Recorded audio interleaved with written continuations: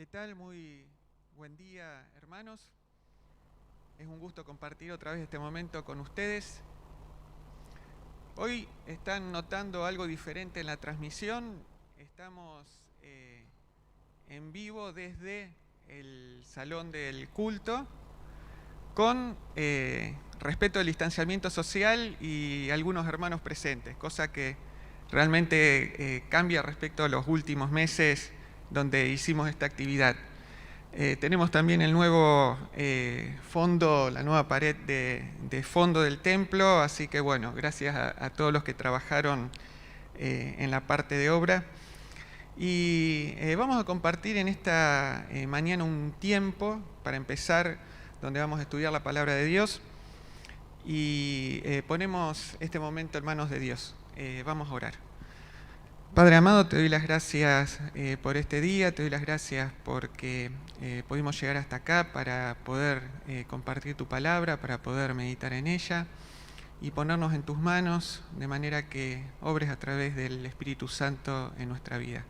Te encomendamos este tiempo, Señor, toca nuestros corazones, bendecinos, no solamente a nosotros que estamos acá, sino a todos los que están escuchando o van a escuchar esta meditación que vamos a tener.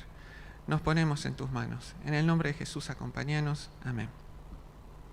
Bueno, seguimos con una serie de estudios sobre la primera carta de Pedro. Pedro, como todos saben, es un discípulo directo del Señor Jesús, alguien que lo había visto de primera mano. Y en este caso está escribiendo en forma media tardía respecto a los otros evangelios y a unas cuantas cartas que escribió antes Pablo. En el momento en que Pedro estaba escribiendo esta carta, había cambiado bastante la situación de la iglesia respecto a los primeros años donde se movilizó a partir de la muerte y la resurrección del Señor Jesús. Y el escenario cambió. Primero, la iglesia tuvo algún tipo de resistencia local en lo político, cuando empezó a desenvolverse en Jerusalén. Después fue esparcida por toda la zona de Judea, Samaria, llegando a distintos lugares del Imperio Romano. Recordamos los viajes misioneros de Pablo. A medida que la iglesia se fue desparramando, también fueron cambiando los desafíos. Lo que decíamos que antes era una oposición, digamos, más directa y exterior, porque los echaban de las sinagogas o porque los echaban de algún lugar y tenían que ir a otro. Empezó a ser, digamos, una amenaza interna cuando se infiltraron diferentes doctrinas, donde esas doctrinas afectaban lo que era la centralidad de Cristo en el mensaje que se estaba transmitiendo. Y llegando a los tiempos en que escribió Pedro, ya estamos metidos en la segunda mitad del primer siglo, la iglesia ya había empezado a tener más vuelo y más importancia, y el grupo de creyentes, los cristianos, como se los llamaba, los pequeños cristos, ahora estaban siendo conocidos y empezaron a entrar bajo el radar del Imperio Romano.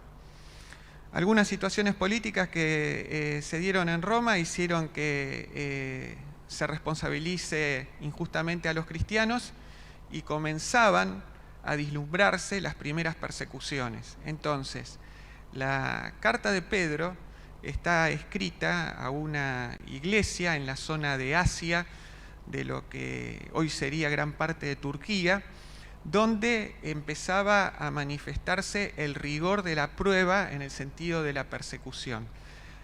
Pedro estaba escribiéndole a una iglesia perseguida y a una iglesia que estaba con padecimiento. La palabra padecimiento, la palabra prueba, es muy importante dentro de lo que es, digamos, esta primera carta, porque es la situación que estaban sufriendo día a día las personas que estaban en esa región y a los que iba dirigido este documento, ¿no?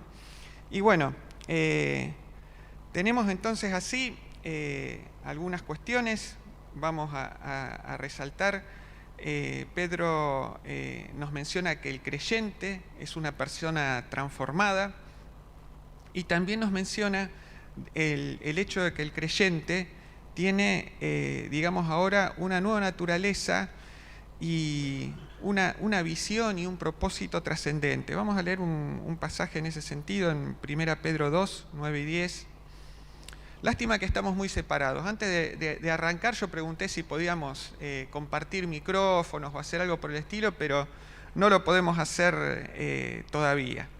Así que me voy a mantener yo un poco más a nivel monólogo. Dice 1 Pedro 2, 9 y 10, mas vosotros sois linaje escogido, real sacerdocio, nación santa, pueblo adquirido por Dios, para que anunciéis las virtudes de aquel que os llamó de las tinieblas a la luz admirable. Vosotros, que en otro tiempo no eran pueblo, no erais pueblo, pero ahora sois pueblos de Dios, que en otro tiempo no habíais alcanzado misericordia, pero ahora habéis alcanzado misericordia. Y la verdad que este texto te levanta en medio de la situación que estaba manifestándose en la iglesia, ¿no? Una iglesia donde la gente se sentía acechada y agobiada por el peso de la maquinaria de Roma.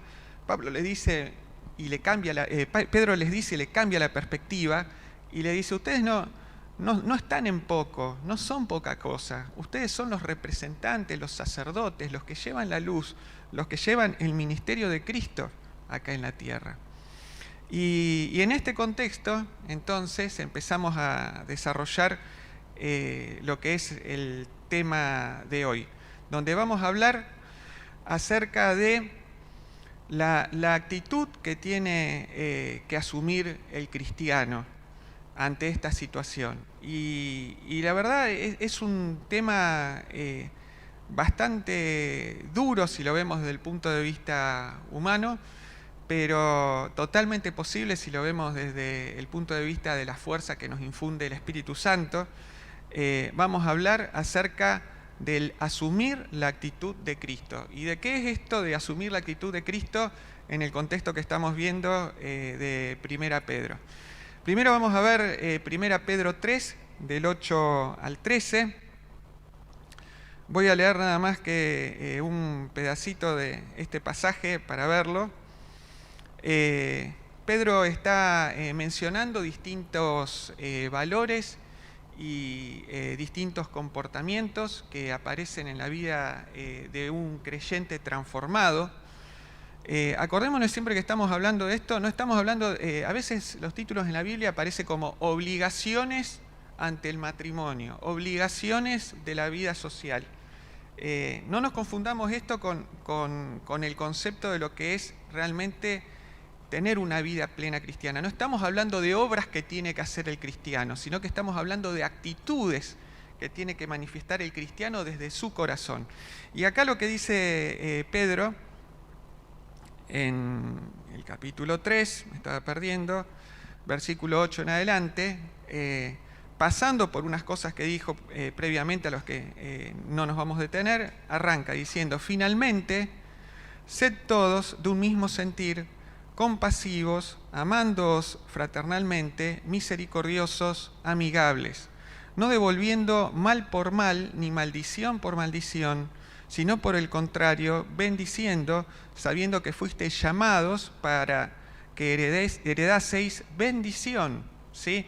Acá Pedro lo que se centra es en decir que lo que tenemos que hacer es estar bendiciendo, así como nosotros fuimos llamados a bendición. ¿Cuál es esa bendición a la que fuimos llamados? La gracia de Cristo, la gracia de la salvación por fe en Jesucristo, es la bendición más grande que tenemos. Y así como fuimos bendecidos y vivimos bajo la gracia, el cristiano también está llamado a bendecir. Si nosotros vemos alguna de estas cositas que se están mencionando, por ejemplo, dice: sean compasivos, ámense, sean misericordiosos, sean amigables. Son en realidad descripciones de lo que es la forma de vida cristiana.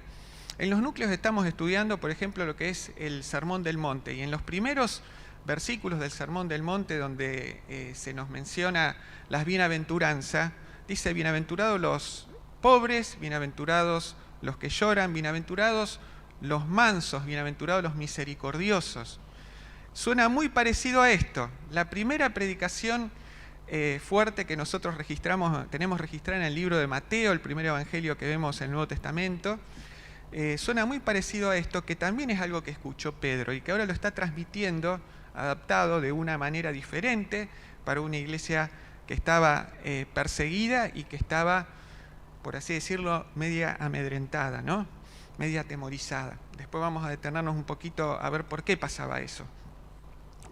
Y después de esto, lo que dice Pedro es, hace una mención a un salmo y dice: el que quiere amar la vida y ver días buenos, refrene su lengua del mal y sus labios no hablen engaño, apártese del mal y haga el bien, busque la paz y sígala, porque los ojos del Señor están sobre los justos. Y leo hasta ahí. Estuve tomando acá 1 Pedro 3, del 10 al 12a. Y esto sigue reforzando la idea. Y tiene que haber una actitud activa del cristiano, una actitud activa del creyente en la forma en que se comporta. Y lo que tiene que hacer activamente es apartarse del mal y acercarse al bien. No juntarse con los malos, sino juntarse con lo bueno. No pegarse a las cosas que tienen que ver con conductas que nos alejan de Dios, y sí pegarse y sí hacer lo que Dios nos pide. Y eso es algo en lo que tenemos que estar atentos y participando activamente. Y lo que termina diciendo un poco más adelante en el versículo 13, 14 ya, dice: más bien, si alguna cosa padecéis por causa de la justicia, bienaventurados sois. Por tanto, no os amedrentéis por temor de ellos, ni os conturbéis. No amedrentéis, no se achiquen, ni se confundan. Eso quiere decir conturbarse, ¿no? Ni se confundan, ni se pierdan, ni se sientan agitados. Agitarse, confundirse, es el sentido de la palabra conturbarse, que se menciona en la versión Reina Valera 60, que es la que estamos leyendo acá. Y este pasaje que también estamos mencionando, donde dice que si se padece por causa de la justicia, somos bienaventurados, nos lleva también, y ahora voy a leerlo, a otro aspecto de las bienaventuranzas que estamos mencionando precisamente en Mateo.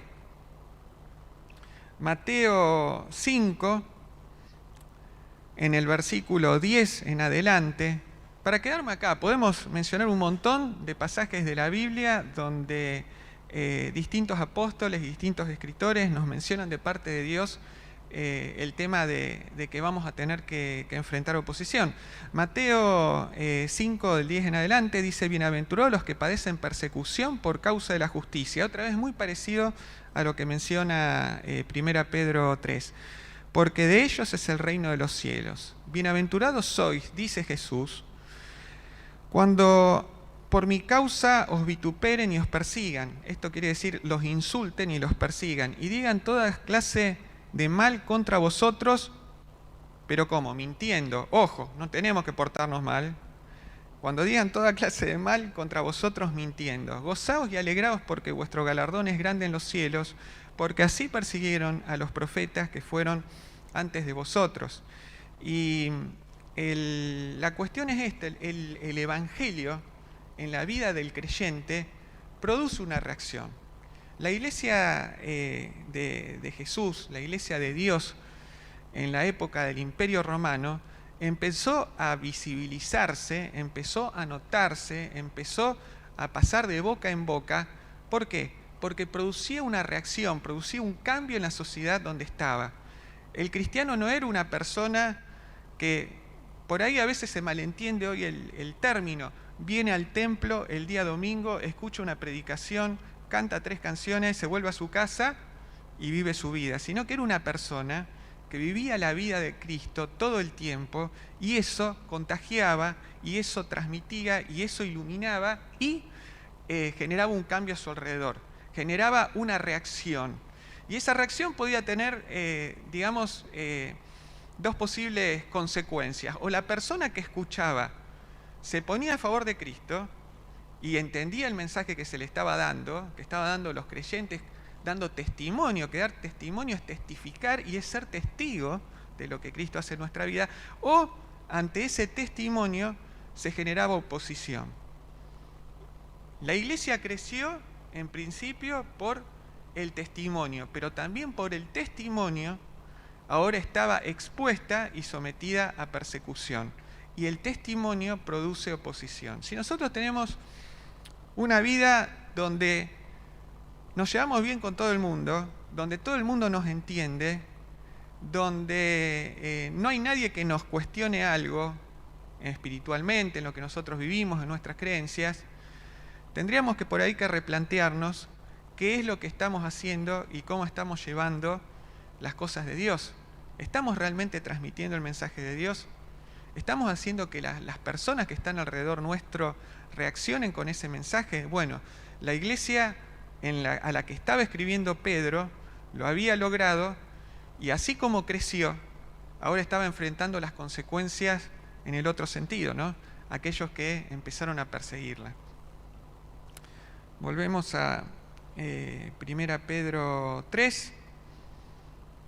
Habíamos leído hasta el versículo 14. Y el versículo 14 que estábamos tomando decía: si alguna cosa padecéis por causa de la justicia, bienaventurados. Hasta ahí lo explicamos. Y la segunda parte del 14 dice: por tanto, no os amedrentéis por temor a ellos, ni os conturbéis, que dijimos, no se achiquen, ni se confundan, ni se desbaraten. Y después dice que hay que hacer en sentido contrario a eso. El versículo 15 empieza diciendo: sino, es decir, antes que conturbarse y antes que atemorizarse, santificad a Dios el Señor en vuestros corazones, y estad siempre preparados para presentar defensa con mansedumbre y reverencia. Es decir, enfrentamos la persecución, enfrentamos la oposición. Nosotros somos una sociedad que no enfrentó estas cosas, estas pruebas que está enfrentando la sociedad, la iglesia a la que está escribiendo Pedro. Pero tenemos oposiciones más chicas, podemos tener oposiciones en el trabajo, entre distintos familiares, con vecinos, en nuestro servicio a Dios. Y acá lo que dice es, ante la reacción natural, que primero es el temor y la confusión, el cristiano tiene que salir con otra carta, tiene que salir santificando, exaltando a Dios en su corazón, y tiene que salir preparado para presentar defensa de lo que cree, defensa de la fe. Y respecto a lo primero, respecto a lo de santificado, ¿desde dónde? Desde el corazón. No hay ningún cambio, no hay ninguna acción en la Biblia donde nos diga que el cristiano es alguien que tiene que manifestar externamente, alguien que tiene que tener un comportamiento y tiene que autocontenerse y autodisciplinarse para manifestar determinada conducta. Acá Pedro no les está diciendo, bueno, si reaccionan mal con ustedes muérdanse en la lengua y pórtense bien, sino que habla acerca del corazón, las actitudes, en el fondo, en el principio mismo, en el lugar donde actúa el Espíritu Santo. Ahí tiene que nacer el impulso y la fuerza de la vida cristiana y el testimonio a Dios. Nosotros no estamos llamados a simular algo hacia afuera, si no seríamos una religión. Estamos llamados a vivir desde el corazón la fe cristiana. Y eso es lo importante de esta parte. Y después de eso, menciona también que tenemos que estar preparados para presentar defensa con mansedumbre y reverencia ante todo el que os demande razón de la esperanza que hay en vosotros. Un pasaje medio largo, pero lo vamos a simplificar. Estamos llamados a explicar por qué creemos en Cristo, por qué tenemos la fe que tenemos, al que nos cuestione algo o al que nos pregunte algo respecto a eso. Y acá podemos decir, bueno, ¿qué significa estar preparado? ¿Significa que yo tengo que convertirme en un predicador, en un apologeta, como aparece un término por ahí? ¿O tengo que saber simplemente estar bien centrado y autoexaminado internamente y saber cuál es la obra de Cristo en mi vida? Antes que hacer un gran discurso, estamos llamados al principio a manifestar esto en forma sencilla. Ahora, yo sé por qué creo en Dios, tengo claro por qué recibí a Cristo, qué pasó en ese momento, qué cambió en mi vida, lo tengo presente como para presentárselo a otra persona rápido y en forma clara. Acá dice que tenemos que estar preparados para presentar defensa. Y el prepararse es una acción premeditada, ¿no? El que quiere correr una maratón sale a entrenar. El que está preparándose en el fútbol o el que va a jugar un torneo de pádel, como hay algunos en la iglesia que juegan pádel, trata de prepararse, ¿no? Trata de ver qué raqueta tiene, trata de ver qué zapatillas tiene, trata de juntarse con otro que más o menos sepa para ver si ganan el partido. Entonces, la preparación es parte del deporte, y acá lo que nos está diciendo Pablo es que nosotros, en la presentación de la verdad de nuestra fe y de la experiencia de nuestra fe, tenemos que estar preparados. No tenemos que estar en una situación donde por ahí nos preguntan, che, ¿y vos por qué crees esto? ¿Y vos qué pensás de este tema? ¿Y vos qué decís de esto otro? ¿Y vos que sos así, por qué no me contás qué haces? ¿Y nosotros qué decimos? No, tenés que estar preparado. Tenés que estar preparado, aunque no haya una persecución, ¿sí? Para presentar defensa con mansedumbre y reverencia. Acá tenés otra contradicción. Muchas gracias.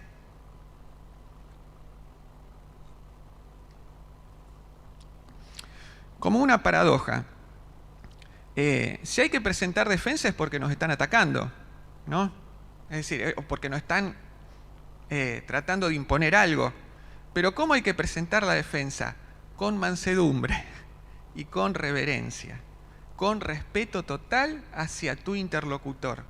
Porque el objetivo no es ganar un debate, es ganar un alma. El objetivo no es quedar bien parado adelante de los otros que están escuchando lo que me preguntó el que me estaba tratando a lo mejor de gastar en algo, o de hacer pisar el palito en algo, sino que el objetivo es ganar las almas de los que me están escuchando. Y eso es lo que está diciéndole Pedro a la gente a la gente de la iglesia que estaba siendo dispersa, ¿sí? No se dejen llevar por toda esta situación de temor, por toda esta situación de inseguridad.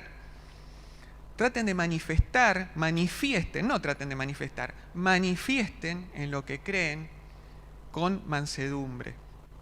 Ahora estamos en una situación difícil por el tema del coronavirus. Hay mucha gente atemorizada, por ejemplo, por el tema del coronavirus, ¿sí? ¿Cuál es nuestra actitud como cristianos? ¿Estamos tan atemorizados como los demás? ¿Qué diferencia hay entre el temor y el respeto? ¿Qué tenemos que hacer como creyentes? ¿Tenemos que andar con barbijo o andar sin barbijo? ¿Por qué? Les tiro cualquier cosa, no les voy a dar la respuesta. Pero el tema es que en la forma en que nos paramos nosotros ante una pandemia y ante una situación donde hay un montón de gente que está por ahí medio paranoica y que está por ahí con temores, es una oportunidad para llevar el mensaje de Cristo. Es una oportunidad para mostrar nuestra fe y nuestra confianza. La gente teme porque está en riesgo su vida. Nosotros tenemos una vida donde en realidad el horizonte no está en la carne, sino que está en la presencia permanente con Dios por toda la eternidad. Eso se transmite incluso en cómo vivimos la pandemia. Nada más por mencionar algunas cosas. Esto es para que mediten ustedes. Vamos a seguir porque Se me fue tremendamente el tiempo, tengo que llegar hasta el 4:11, pero avancemos un poquito más. Y acá viene una parte muy difícil. Vamos a ir al versículo 17. Dice, porque mejor es que padezcáis haciendo el bien, si la voluntad de Dios así lo requiere, que haciendo el mal. A ver, muchas veces decimos que, o se puede decir, se puede creer, pero no está en la Biblia, que si le pedimos algo a Dios, Dios nos va a responder en forma positiva porque somos sus hijos. Dios nos tiene que dar todo lo que le pedimos. Bueno, el cristiano no es alguien que tiene la felicidad garantizada. El cristiano es alguien que tiene el regalo de la vida eterna con Jesucristo por la eternidad garantizado. Pero no tiene garantizada la seguridad de la felicidad.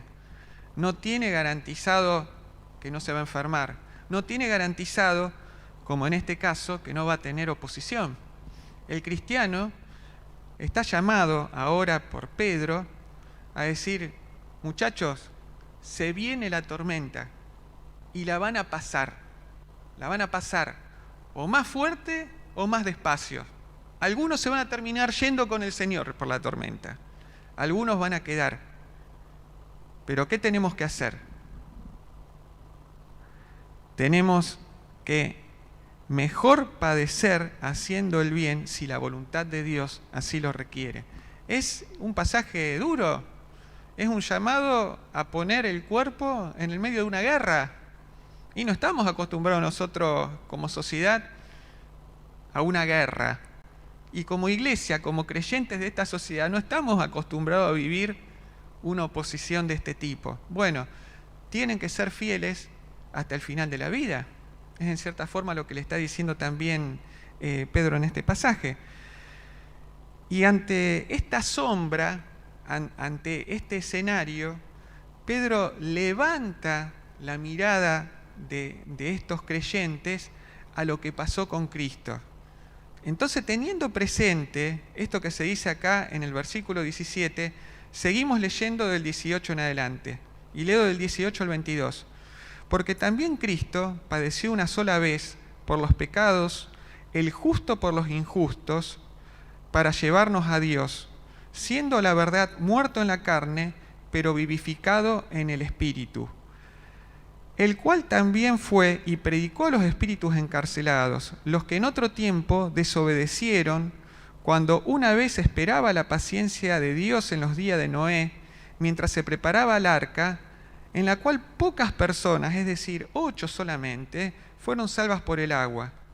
El bautismo que corresponde a esto ahora nos salva, no quitando la inmundicia de la carne, no limpiándonos externamente, sino como aspiración de una buena conciencia hacia Dios, en un cambio interno, por la resurrección de Jesucristo.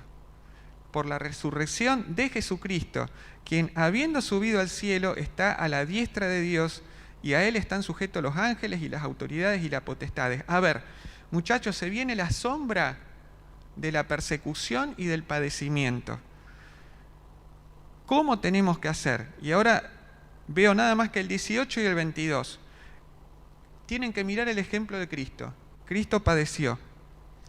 Y padeció Él solo por los pecados de todos. ¿Para qué?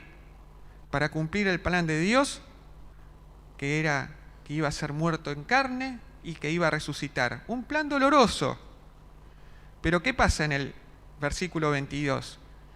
Resucitó y habiendo subido al cielo, está ahora a la diestra de Dios y a Él están sujetas todas las cosas. Es decir, hay un pasaje, no nos da el tiempo, pero en Juan, en algunos versículos del libro de Juan, del Evangelio de Juan, Cristo le menciona que lo mismo que le va a pasar a Él, le va a pasar también a sus discípulos, que en ese momento no estaban tan concentrados en eso, sino que estaban concentrados en pensar en qué grande es Jesús, quizás se convierta en rey. Y Jesús ya estando en los últimos días en Jerusalén, le dice, miren muchachos, los mismos padecimientos que tengo yo lo van a tener que enfrentar ustedes y van a ser perseguidos, ¿sí? Es decir, Pedro acá no está diciendo nada nuevo, está diciendo algo que vivió y algo que escuchó directamente de Cristo, adecuándolo para la necesidad de esta iglesia, ¿sí? Y nada más que para mencionarlo, no como centro, porque sería un tema de mucho debate. Acá el versículo que dice que Jesús fue y predicó a los espíritus encarcelados, quiero decir nada más que esto, porque esto nos llevaría un estudio aparte. Cuando dice que predicó, no dice que evangelizó. Hay alguna gente que tomando este pasaje genera una doctrina de la predicación después de la muerte a los que no conocieron a Cristo. Y no es así. En otro pasaje de la Biblia se nos dice que está establecido a los hombres morir una sola vez y después ir a juicio. Y acá lo que nos dice es que Jesús predicó, pero esta palabra predicó que se usa acá no es la misma que se usa, por ejemplo, en el versículo 6 del capítulo 4, donde se nos dice, acá en el mismo libro de Pedro, porque por esto también ha sido predicado el Evangelio, ¿sí? Esta palabra es proclamación. Cristo anunció. Y los que estudian mucho y le dieron mucha vuelta a este pasaje, lo que dicen es que Cristo anunció su victoria. Cristo informó que lo que había hecho Él fue el sacrificio sumario que ahora le daba libertad al hombre. Pero no predicó, no le dio otra oportunidad a ese auditorio de espíritus. Da para otra charla, da para otra extensión que no corresponde en este momento. Tengo 2 minutitos más para no demorar la escuela de los chicos. Dice 1 Pedro 4:1, puesto que Cristo ha padecido por nosotros en carne, vosotros también, armaos del mismo pensamiento, pues quien ha padecido en carne terminó con el pecado. Acá cuando dice armaos del mismo pensamiento, vamos un poco al título de la lección de hoy, que es asumiendo la actitud de Cristo. Otra versión, otra traducción en otras Biblias donde dice armados del mismo pensamiento, dice asumiendo la actitud de Cristo. ¿Y qué hizo Cristo? Cristo entregó su vida por los demás, Cristo puso el plan de Dios, el plan del Padre por sobre sus necesidades y por sobre sus intereses. No le fue fácil a Jesús hacer lo que hizo. Cuando estaba acercándose a la cruz, le decía, Padre, si podés pasar esta copa, no la quiero pasar. Bueno, nosotros como creyentes estamos llamados a asumir esa misma actitud, a poner a Dios ante todas las cosas. A pesar de los problemas, a pesar de las circunstancias adversas, a pesar de las sombras. Y quiero terminar, ya para cerrar, con el último tramo de lo que teníamos hoy en la palabra. Teníamos que llegar hasta el 4:11. Vamos a leer el 4:10 y el 4:11. Dice, cada uno, según el don que ha recibido, ministrelo a los otros como buenos administradores de la multiforme gracia de Dios. Si alguno habla, habla conforme a las palabras de Dios. Si alguno ministra, ministre conforme al poder que Dios da, para que en todo sea glorificado Dios por Jesucristo, a quien pertenecen la gloria y el imperio por los siglos de los siglos. Amén. Muchachos, hay problemas, hay persecución, hay dificultades. No teman, no se abataten, una palabra media vieja de viejo, no se confundan, tengan la mirada puesta en Cristo, asuman la misma actitud de Cristo, hagan aquellas cosas que Dios les mandó a hacer todo el tiempo, usen sus dones para crecimiento de la iglesia y hagan que todo lo que están trabajando y lo que están haciendo sea para la gloria de Dios, porque para eso estamos nosotros como cristianos. No estamos para nuestro beneficio propio disfrutando del Evangelio, sino que estamos siendo ahora testigos y mensajeros para llevar la gloria de Dios, para que la gloria de Dios sea manifestada en la tierra ¿Y cómo se va manifestando en una de esas cosas la gloria de Dios? Con el testimonio llegando y alcanzando nuevas vidas y trayéndolas a su reino. Bueno, tengan un muy buen domingo, los saludos. Seguimos ahora con la escuela dominical para niños. Que Dios los bendiga.